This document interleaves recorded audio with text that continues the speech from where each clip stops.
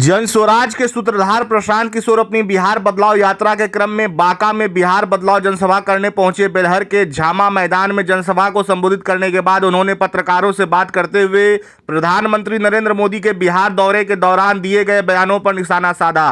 प्रशांत किशोर ने प्रधानमंत्री मोदी द्वारा बिहार में राजद शासन काल के दौरान पलायन का मुद्दा उठाए जाने पर कहा कि यह जन स्वराज की ताकत है कि प्रधानमंत्री बिहार आकर पलायन पर बोल रहे हैं। उन्होंने कहा कि जन स्वराज ने मांग रखी थी कि बुजुर्गों का पेंशन बढ़ाया जाए। इसके बाद ही 20 साल से बुजुर्गों को मिल रहा 400 रुपये का पेंशन बढ़ाकर 1100 रुपये हो गया।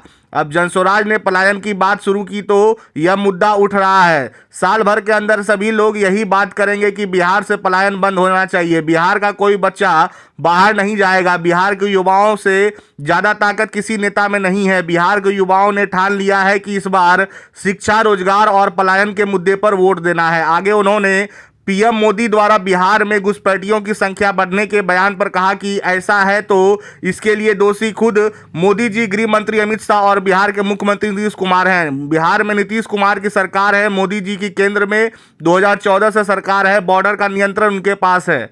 वहीं प्रशांत किशोर ने एक सवाल के जवाब में जन स्वराज सरकार की शुरुआत प्राथमिकताओं के बारे में स्पष्ट तौर पर जानकारी दी। उन्होंने कहा कि जन स्वराज की सरकार बनते ही सबसे पहले 1 घंटे में फर्जी शराबबंदी कानून को खत्म कर देंगे। इसके अलावा 60 साल से ज्यादा उम्र के महिला और पुरुष दिव्यांगों और विधवाओं को 2000 रुपये मासिक पेंशन मिलने लगेगा। साथ ही 7 दिन के अंदर एक नया पलायन रोको विभाग बनाया जाएगा, जिसका काम बिहार से बाहर गए युवकों को बुलाना और उन्हें यहीं पर 10-12 हजार रुपये के रोजगार की व्यवस्था करना होगा। यही विभाग सीधे मुख्यमंत्री के अधीन काम करेगा। उन्होंने कहा कि जन स्वराज सरकार बनने पर चौथा बड़ा काम गरीब परिवार के बच्चों को शिक्षा के लिए होंगे। उन्हें कहा जाएगा कि नजदीक के अच्छे प्राइवेट स्कूल में अपने बच्चों का एडमिशन कराएं, जिसका खर्च सरकार देगी। अरे भाई, ये दिखाता है कि जन स्वराज की ताकत कितनी है। जन स्वराज ने आवाज उठाया कि वृद्धों का पेंशन बढ़ाओ, तो 20 बरस से जो पेंशन 400 रुपया पे फंसा हुआ था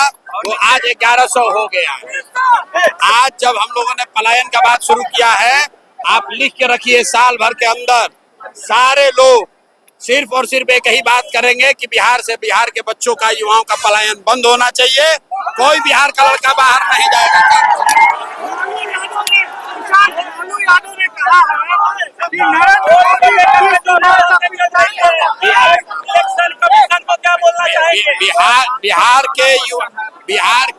बिहार के युवाओं से ज्यादा ताकत किसी भी नेता का नहीं है। बिहार के युवाओं ने ठान लिया है इस बार सिर्फ और सिर्फ वोट रोजगार के लिए चाहिए, पलायन बंद होने के लिए चाहिए, पढ़ाई के लिए चाहिए, और हम लोग को कुछ नहीं सुनना है।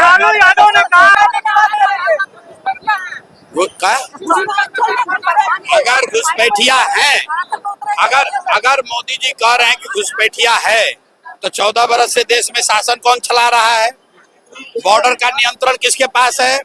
होम मिनिस्टर अमित शाह है कि नहीं है? अब बिहार में सरकार किसका है? तो अगर घुसपैठिया आया है तो इसका दोषी कौन है? इसका दोषी मोदी जी है, अमित शाह है, भाजपा और नीतीश कुमार है। किशोर आती है तो बांका के लिए सबसे पहला काम क्या करेगी?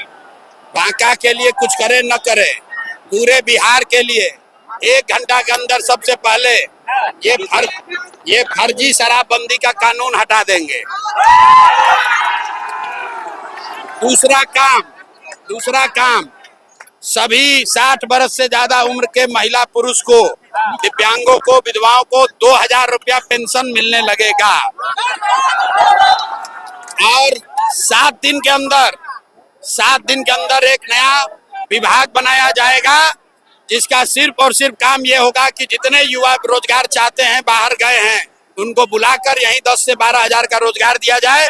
मुख्यमंत्री के अधीन सीधे एक नया विभाग बनाया जाएगा, पलायन रोको विभाग, जिसमें किसी भी युवा को बाहर 10-12 हजार रुपए के लिए नहीं जाना पड़े। पर्यटन के लिए तो जन स्वराज क्या करेगी? रुको यार, चौथा चीज, यहाँ पर जितने गरीब लोग हैं, जिनके इलाके में सरकारी स्कूल में खिचड़ी बट रहा है, पढ़ाई नहीं हो रहा है, वहाँ पर लोगों को ये सुविधा दे दी जाएगी कि आप अपने बच्चे को प्राइवेट स्कूल में पढ़ाइए, उसका फीस सरकार भरेगी।